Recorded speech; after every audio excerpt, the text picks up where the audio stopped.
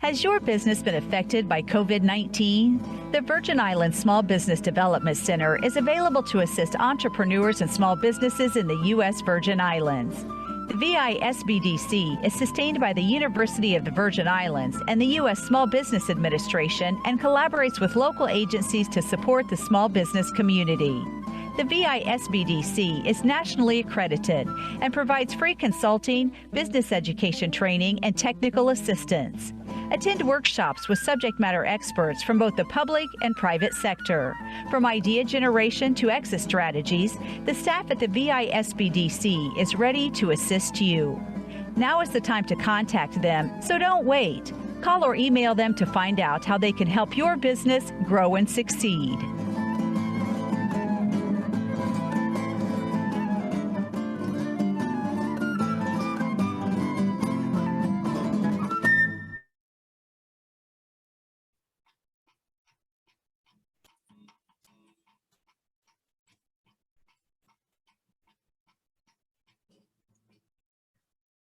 Good morning and welcome to the Virgin Islands Webinar Tuesday. My name is Mary Jo Williams. I'm the Network Training Coordinator for the Virgin Islands Small Business Development Center, and I will be your facilitator and moderator for today's session. And today's session is being presented by Mr. Wayne Huddleston, the Senior Area Manager for the U.S. Small Business Administration in the U.S. Virgin Islands. The session today is being recorded on for YouTube display, and it's also live on Facebook. So without any further delay, I will turn control of the session over to Mr. Wayne Huddleston as he does our presentation on the SBA resources for starting, growing in your business. Mr. Wayne Huddleston. All right, thank you, Mary Jo. Good morning, everyone. Thank you to the SBDC for hosting us again this week. As you know, we have a weekly presentation that we provide that SBDC hosts for us on a number of different topics regarding the SBA. This week, we're going to be covering more of a general presentation and a general overview of SBA resources. There are a ton of different programs that we have and a lot of resources we have. Certainly can spend a long time digging into details on each of those. However, at this presentation, I'm just going to give a brief overview where I'm going to touch upon the high points of each of the major areas where SBA has resources and programs to assist businesses here in the Virgin Islands. And then we're going to preserve time at the end to answer any questions that you have regarding any of SBA resources, and we'll be happy to drill down a little bit further in detail on some or go back and answer some questions for you. But I'm going to begin with this short presentation. Let's see, make sure I can advance the slides. Okay. So the SBA, the whole purpose we exist, we're a federal agency, and the whole reason we were created in the 50s was to help businesses, small businesses, start, grow, and succeed all across the country, because we realize that today's smaller businesses will hopefully one day be tomorrow's larger businesses. And if we can accelerate their growth or increase a small business's chances of success, everyone is better off. There are more jobs in the community, there's more income in the community, and the economy just grows and helps the country be stronger and more successful. So SBA leverages resources at the federal level to help businesses grow and be able to be successful. So there are a bunch of different ways we do this. I'm going to start with probably the most recognized way in which SBA assists business owners across the country, and that is improving access to capital. Most people think of the term SBA loan, and we do a lot of SBA loans, but loans, for the most part, except for an instance of disaster, which I'll touch upon later on, in normal times, SBA loans are not loans directly from the SBA. They are loans from lenders that are part of our network. Thousands and thousands of lenders all across the United States are SBA partners. What they do is they use a guarantee that we provide by SBA. So we leverage the United States good credit rating to back loans for lenders to reduce their risk in a loan.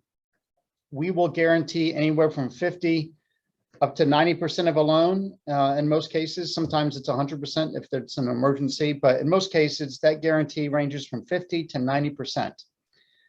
We guarantee that to the lender to say, if that loan goes bad, we can cover this much of your losses. That in turn enables lenders to reduce their risk in a loan and sometimes be able to make loans in cases where they otherwise would not have been comfortable making that loan. It allows them to just make changes in different ways. And we don't necessarily prescribe how they are evaluating that loan or how they use our guarantee, but they can use it in a number of different ways, which I'll talk about. So a lender can use this SBA guarantee to write loans for all sorts of purposes for businesses, whether that's to start a business and launch it, or purchase a business, or for accessing credit, for purchasing inventory, to renovating facilities, exporting products, or all sorts of purposes that this can be used for. There are purposes that for which an SBA guarantee cannot be used for. Of course, illegal activities, speculative activities are some of the more common ones. But in most cases, a lender can use our guarantee to reduce risk in a loan for the normal operations of a business. Here in the territory, there are 6 lenders that are authorized to use SBA's guarantee to get a loan done. Bank of St. Croix, First Bank, Oriental, Merchants Bank, Popular, and even the territory's Economic Development Authority has the ability to use SBA's guarantee. These are the larger lenders in the territory. Now, of course, lenders from outside the territory, even though they're not physically located here, can use the SBA guarantee to provide loans to U.S. Virgin Island businesses. But by and large, most of the guarantee usage is from a local business, and we also highly encourage you to use a lender with which you have a relationship with already and can walk into their office. But at the end of the day, of course, you want the loan wherever you can get it. But here are the ones in the territory that have the authority to use the guarantee.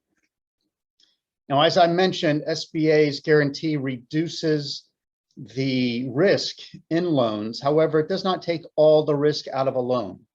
So I want to touch upon what we call the 5 C's of credit that most lenders, well, all lenders will assess a loan by. Now, each lender has their own appetite for risk, their own appetite for certain industries, and they will vary on what they will accept as far as a loan package. Some lenders will be comfortable providing a loan to a startup, some will not. Even with our guarantee, some will say, if you're a startup, it's too risky. If you're a startup and have no history or track record of success, we are going to wait until you have 2 or 3 years under your belt. Even with SBA's guarantee, they're not going to do it. Some will. Some will lend to certain industries happily. Some will proceed with more caution or say, we just don't want to work in a particular industry at all because they've had a track record of too many defaults in that industry. It really all depends on the lender. However, they will all look at the 5 C's in their own way. And it's important as a borrower to be aware of those 5 C's, because even with the SBA guarantee, a loan package must address the 5 C's sufficiently for a lender to utilize our guarantee and provide that loan. The 5 C's are character. That's who you are, who do you know, what you're doing. So a loan officer, when you walk in, will also try to learn a little bit more about you as a person. And this is evaluated in every interaction with a lender. So the most important thing is they want to see that you're honest in your dealings. So if you say you're going to be show up for a meeting, then you should show up for that meeting. If you say you're going to provide some documents, then you should provide some documents. If there are negative things in your background, you should be upfront about those and address those with the lender.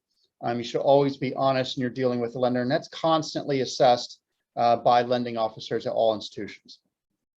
Another one is capacity. They're going to look at the cash flow of a business and determine whether it is able to pay back the debt. So they are going to look at your financial statements, your cash flow over the past 2 to 3 years, and they're going to assess if you take on this additional debt, does the cash flow history of that business reflect the kind of capacity to pay back that debt, and still operate successfully as a business. So that's going to be very important to address as a business owner going in.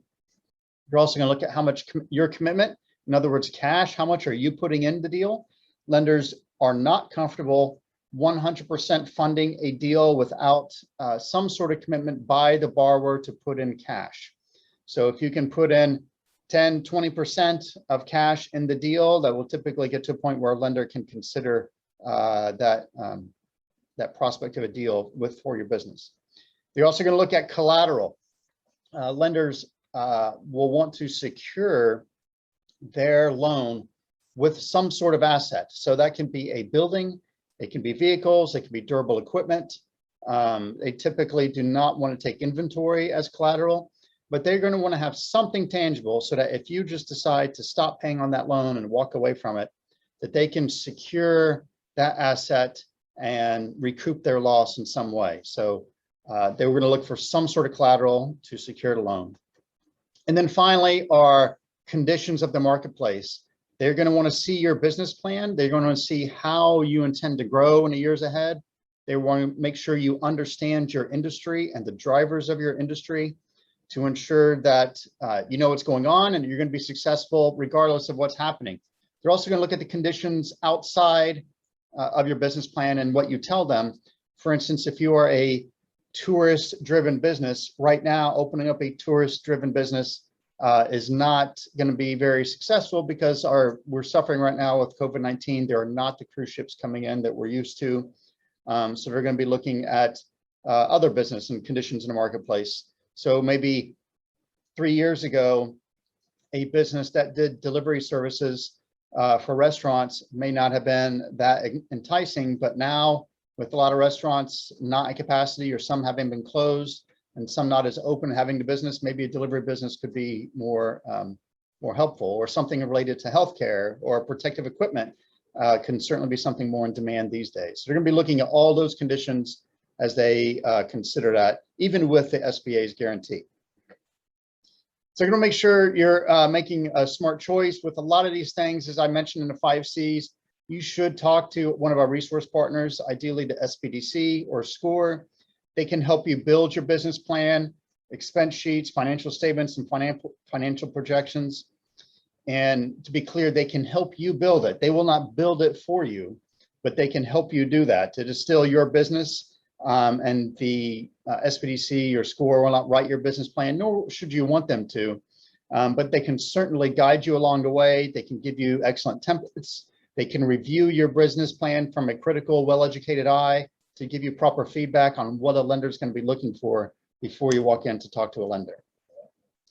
Now, SBA backed loans, those are the largest use of the SBA guarantee and what SBA does frequently and is most known for. However, there are other areas where we help businesses access capital. In addition to SBA backed loans, there are private investors. We have what we call small business investment companies. These are venture capital groups that are all across the country that SBA provides additional capital to increase their ability to provide investment in businesses. If you are interested in looking at these, they are online. Go to sba.gov, funding programs, investment capital. You can get a full list of what we call SBICs that are around the country. We do not have one that is active in the Virgin Islands right now. However, there are many SBICs who operate beyond their geographical area. So there could be someone in Florida that would be interested in investing in a business here in the Virgin Islands. Typically, these SBICs are not looking for your run-of-the-mill business. They're not typically investing in restaurants or other businesses that are normal. They're looking for a business that has an opportunity for high and explosive growth so that they can recoup their investment. These are also businesses or entities that will take an ownership stake in your business. So rather than just getting a loan and paying that back and you retain 100% of the ownership, investors will look to take a stake of your business and receive some of that ownership in return. There are also research and development funds that are awarded, not directly from SBA. However, there are many entities, many federal agencies that will provide grant funds to businesses if it helps them achieve a certain goal for the business. So for instance, the Department of Energy, the Department of Agriculture, the Department of Defense, all have specific projects that they are working on. If they have a need to fill a certain need within that project, they will put out that request to help fund research that helps provide their needs. Small businesses can apply for this. The best way to get more information on this, though, is through our website that we've set up called sbir.gov. You can get a lot more information about how those research and development dollars are sourced and applied for. Of course, you can get more information from our office on our website as well on those. And then finally, surety bonds. These operate in a similar way to our SBA guaranteed loans. We provide a guarantee to surety bond providers to help them provide bonds to businesses that need them. These are typically in need by businesses that are in the construction field or working on projects, especially federal projects, government agencies, and even other private entities sometimes need a bond to ensure that when they hire a contractor to perform on something that will take perhaps 6 months to a year to build, that if that business fails some way halfway during the project, that they are covered in some way to recoup their losses in that. So they're going to be requiring a bond. There are bond providers for businesses here in the Virgin Islands, and we provide guarantees. And the full list of these can be found at our website, sba.gov, funding programs, surety bonds. So that was the first big area that we provide assistance for in helping businesses access capital. Another one is helping businesses compete in the federal contracting realm. The federal government is the world's largest customer. There are many businesses out there that have only one customer, but that's the federal government, and they can make a killing at it, and they can make a lot of money and be very successful. The federal government buys all kinds of products and services. You'd be surprised. They have needs for just about anything you can imagine out there. The federal government also has a requirement by law to provide contract opportunities to small businesses. There is a federal-wide goal of providing 23% of all contracts to small businesses. And then within smaller agencies, or not necessarily smaller, within other agencies, they will establish their own goals to provide businesses or provide contracts to small businesses. Sometimes they can go higher than 23%. Sometimes they can't do that, but they can provide a certain percentage to women-owned businesses or service-disabled veteran-owned businesses. There is a process to working with the federal government that is not necessarily intuitive or easy. There's a lot of vetting that goes on. As you can imagine, federal contracts are provided with federal funds, with people's tax dollars. So we want to make sure that those funds are going to good businesses that have a track record of showing success, that operate legally, all sorts of things. And then we also have goals within that 23% to provide businesses that are located in what we call historically underutilized business zones, to provide a certain number of contracts to women-owned small businesses and service-disabled veteran-owned small businesses. We also have what's called an 8A Business Development Program, which is designed to assist businesses that have been historically disenfranchised or minority-owned businesses, to help give them a leg up in the contracting process and get the mentorship and coaching they need to help be more successful than they would otherwise. When businesses register in an entity we call the System for Award Management, they are able to designate themselves whether they're, all the information on their business they put in there, but they can also put in whether they're minority owned, women owned, all sorts of designations. However, if a business wants to take advantage of the specific certifications that I have listed here, hub zone, women owned, service disabled, veteran owned, must go through a process at certify.sba.gov so that we can authenticate these businesses as indeed meeting the criteria as a women-owned business or hub zone business. I highly encourage you to go through this process if you are at all interested in federal contracting. The entire Virgin Islands can be considered a hub zone. So as long as a business is located here in the Virgin Islands and employing Virgin Islanders, it can qualify for hub zone status. That is a very powerful designation. There are many contracting officers that are looking for opportunities to provide contracts to hub zone businesses. Without that designation, you're just one of the other thousands or hundreds of thousands of businesses out there that are competing for a contract. But with a hub zone certification, that certainly gives that business a significant advantage in the bidding process. In fact, if you're a hub zone business, you can bid your product or offer your product at a price point 10% higher than other large businesses competing for the same contract and still be awarded that contract. Same with women-owned businesses. There are many contracting officers that have their goals to provide a certain number of contracts to women-owned businesses. They are constantly looking for businesses that have this certification. You must go through that certification at certify.sba.gov. Up until a little over a year ago, women-owned businesses can just self-certify and say, yes, I'm woman-owned. However, Congress now requires us to certify that those businesses are indeed women-owned by providing the document or receiving the documentation from the business owner and authenticating it to make sure that they are women-owned small businesses. But once you have that status, it provides a significant advantage in the contracting process. There are many contracting officers that will look in a certain area, have a contract that's available in a certain area, and they will look ahead of time and say, are there a significant number of women-owned businesses in this area? And if there are, they can say, great, I'm going to restrict this contract to women-owned businesses. If you're not certified women-owned, you can't even compete for that contract because the contracting officer has restricted it. So by all means, you should get all the certifications you can. If you're a service disabled veteran, if you're a women-owned small business, hub zone, these are the big ones you should be looking for at certify.sba.gov. And if you're a minority-owned business, the 8A Business Development Program is a fantastic program to go through. You should apply for that one as well. And then we provide additional resources in exporting. That is especially relevant here in the Virgin Islands. There, of course, we are in close proximity to many other foreign countries.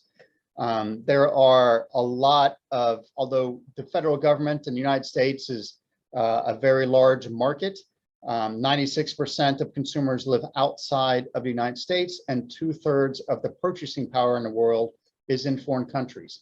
So if you, by all means, if you have the possibility or ability to provide your product or service to foreign markets, you should do that. And we have a number of programs to help with that. We have, of course, as a federal entity, we have connections with the Department of State and Department of Commerce, and we have representatives who can help with trade and exporting in other countries and help you introduce your product into other countries. We also have our largest guarantee of 90% is for loans that are going to businesses to help them engage in exporting. There are a lot of resources we offer to help you export your product or export your service to other entities outside the United States. So we certainly hope you will take advantage of that if you are able to. And then finally, well, not finally, but another big area that we have that we help with is disasters, which we are all too familiar with here in the Virgin Islands. We do a lot on the front end. We help businesses understand how to prepare for a disaster. We have a whole website dedicated to helping businesses prepare, develop their continuity plan and their plan of action when a disaster strikes. You can go to sba.gov/prepare and get a lot of information on how to help your business be ready when disasters happen. However, when disasters happen, we understand that there are still needs that are there no matter how much you prepare. So we provide, this is the instance where we provide direct loans to business owners and even homeowners to help them recover from a disaster. We can help with personal property, business real estate. We can provide what we call economic injury disaster loans to help businesses recover when the economy suffers as due to a disaster. Loans to help buy machinery, equipment, inventory. We can help businesses who have a significant number of their employees who've been deployed on active duty. These all fall under the Office of Disaster Assistance at SBA, and these are direct loans from SBA to business owners or homeowners to help them recover after disaster. Many of you remember after Hurricanes Irma and Maria, we provided billions of dollars of direct loans to homeowners to help them recover and businesses to help them recover after those disasters. And then right now we have a disaster ongoing. So the entire country is still under a disaster declaration for COVID-19. And those are currently available right now. So right now, if you're a business owner and you have not already applied for an economic injury disaster loan, you are still eligible to apply for that loan under COVID-19. And the purpose of this loan is to help a business meet obligations and operating expenses that could have otherwise been met had COVID-19 not occurred. They can be used for payroll costs, utilities, accounts payable, material costs, all sorts of other things.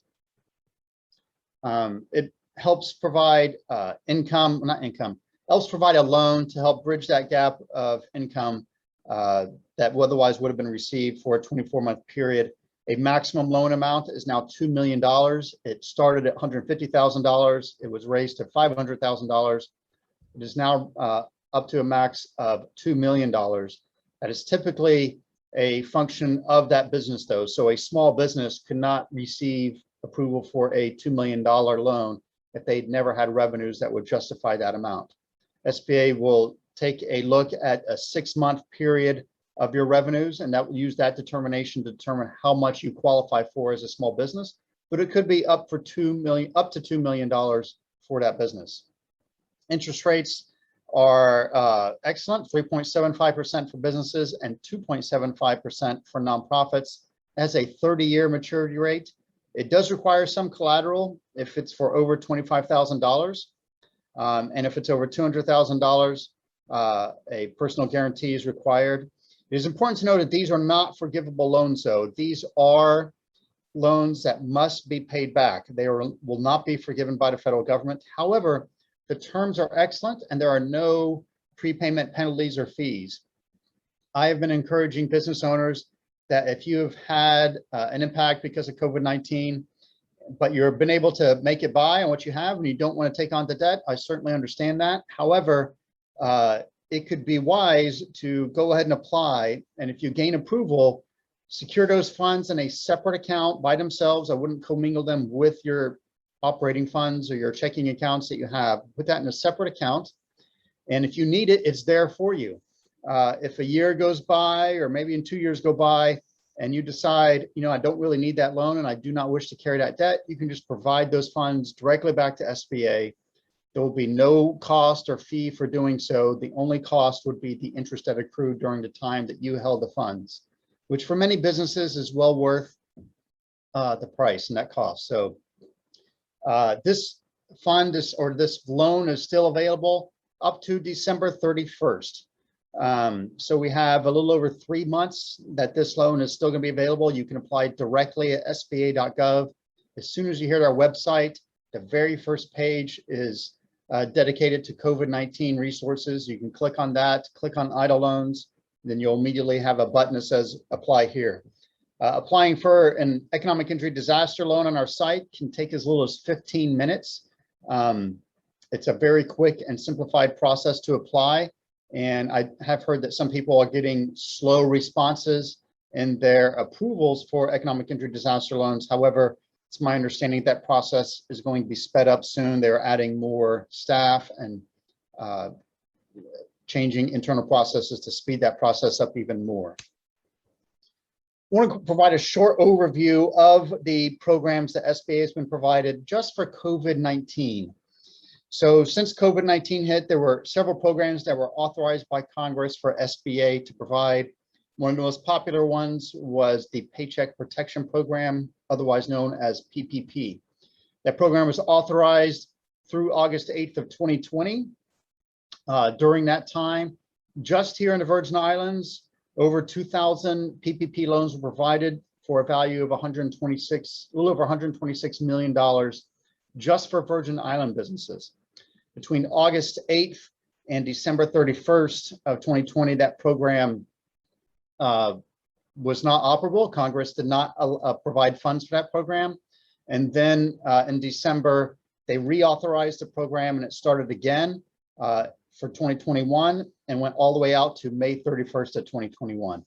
During that period, borrowers could apply for a second draw of the PPP loan or the first draw of the PPP loan if they did not get it in the first time. During that period, we approved an additional 1,373 loans for Virgin Island businesses for a little over $76 million. I emphasized this total of 3,430 loans for $202 million here in the territory, because an important aspect of PPP was that it was forgivable. Unlike the economic injury disaster loan, that could be $202 million injected into the Virgin Islands economy that is completely forgivable, almost like a grant. Now, those funds had to be used for their intended purposes. They had to be used for bringing people back on a payroll, for helping businesses set up their PPE protection equipment for COVID-19 and get through a certain difficult time. There are specific expense categories for how those funds are spent. But if businesses spend them in the right way, they are 100% completely forgivable.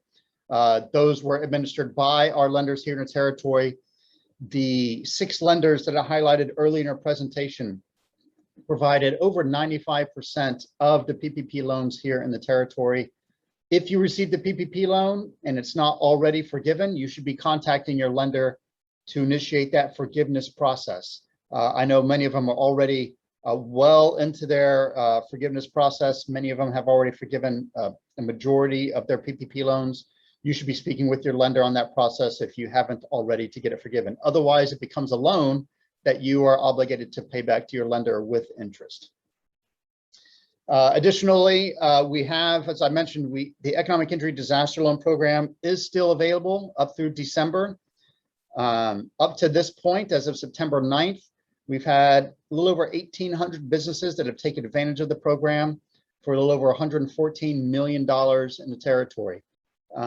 It's still available. If you've already received an economic injury disaster loan, you cannot receive one again. But if you haven't received one already, or you had a loan that was capped because of the caps that were in place on the highest amount that received earlier, but are now eligible for a higher amount, now that the cap has been raised to 2 million, you can have a loan increase. But thus far in the territory, almost $115 million put into businesses directly by SBA through loans directly from SBA. Another program that was successful here in the territory was a Restaurant Revitalization Fund. This was authorized by Congress in December as well. And then when it opened up, there was a significant rush for these funds. Congress allocated $28 billion, but that $28 billion was for the entire country. There was no specific pot designated for the Virgin Islands or for others. It was all one big pot that all businesses, all restaurants across the country competed for. When that fund was opened up, it had an enormous amount of applications that came through in the initial hours and days. And within 48 hours, there were more applicants for more funds than Congress had authorized. So SBA approved all those that it could. And then once it reached that $28 billion cap, it had to stop providing those loans. We had 28 businesses that were able to get their applications in within the first couple hours or first 48 hours to get their loan approved.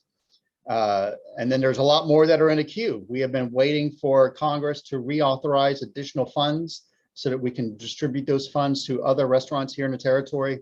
But right now, there is no indication that Congress is going to approve that. We've been waiting for months. And unfortunately, I'm not sure that that's going to happen.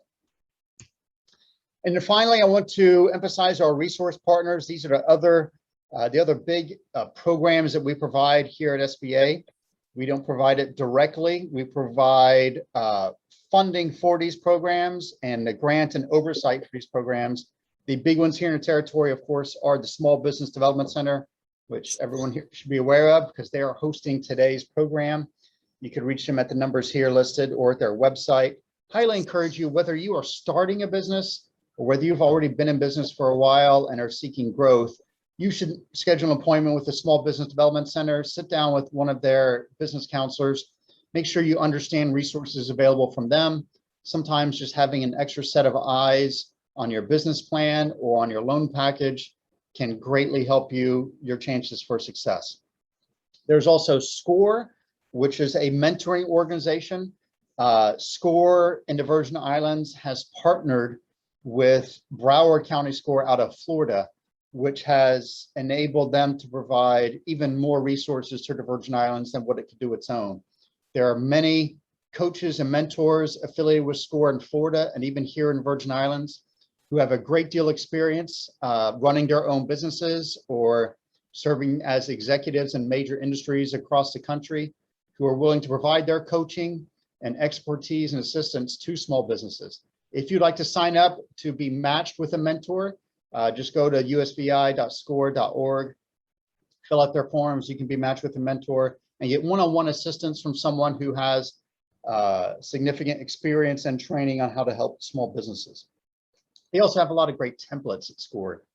So if you're trying to get a template for financial statements or business plans or others, they provide those free of charge. You can get those and download those. They're happy to help you. Both SBDC and SCORE services are free of charge. Also, we have what's called the Veterans Business Outreach Center. There's not one located specifically physically here in the Virgin Islands. There is one in New Jersey that is assigned the responsibility of assisting Virgin Islanders. You can reach them through their website, vboregion2.com. They also provide a series of webinars once or twice a year to veterans here in the territory. They are specifically dedicated to helping veterans and family members of veterans and helping them start and grow their business.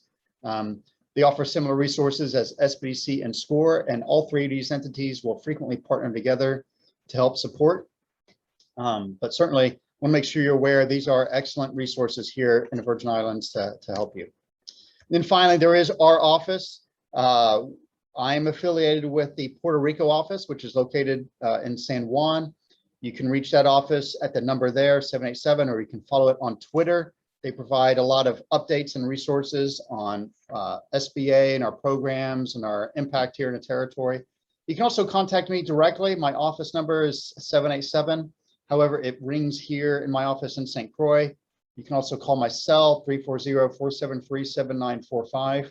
However, the best way to get in touch with me is my email, wayne.huddleston@sba.gov. If you have any question about one of our programs or a resource or anything, just shoot me an email. I can typically either respond pretty quickly within the first day or two, or sometimes immediately, depending if I'm right in front of my computer at the time, but I'm not always in front of my computer. Sometimes I'm doing presentations like this. However, but shoot me that email.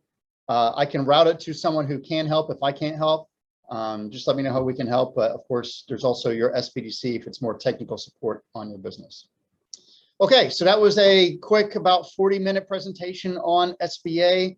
We have about 20 minutes left. What I'd like to do is just open it up to all of you to answer any questions that you may have on any of SBA programs that I covered today, or really anything related to SBA. You can either unmute yourself or you can type something in chat, and we'd be happy to help.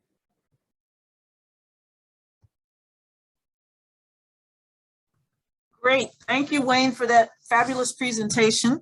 And for the folks that are online, I put a copy of the presentation in the chat so you can download that at your convenience.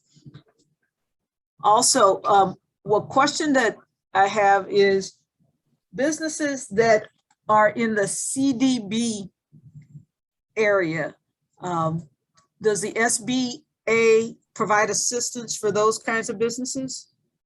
What do you mean by CDB? The cannabinoid. Oh, it depends. To put it simply, if it's a business that does not comply with federal law, so for instance, still federally, selling weed is not going to be allowed. So it's not a legalized business. So, but there are oils and other essential oils that are able to receive a guarantee. Some hemp products, it just kind of depends. So as long as the business is legal and doesn't violate any law, any federal law, then of course SBA's guarantee is eligible for that business. Okay, great. Thank you. Okay, if anybody would like to ask a question, you can raise your hand and take yourself off of mute. And if you don't have any questions, we will allow I'll make a couple of announcements while we're waiting for you to put your questions in the chat also. On Thursday, we have 2 webinars, and Wayne was talking about the partnership that we have with SCORE. So SCORE is providing a simple steps for starting a business workshop. It's a 4-part series. Last week, Thursday, was the first part from 6 to 8 p.m. And workshop number 2 is this coming Thursday from 6 to 8 p.m. And it will run every Thursday through the 30th of September. And Thursday morning, in collaboration with the Economic Development Authority, we'll be presenting the Eligible Supplier Program. So that's a program where businesses in the territory can provide products and services to businesses that are receiving Economic Development Commission benefits. So if you don't qualify as an Economic Development Commission business, maybe you can provide products and services to those businesses. And we'll have Ms. Margarita Benjamin making that presentation at 12 noon on Thursday, and that's from 12 to 1:30. Are there any questions?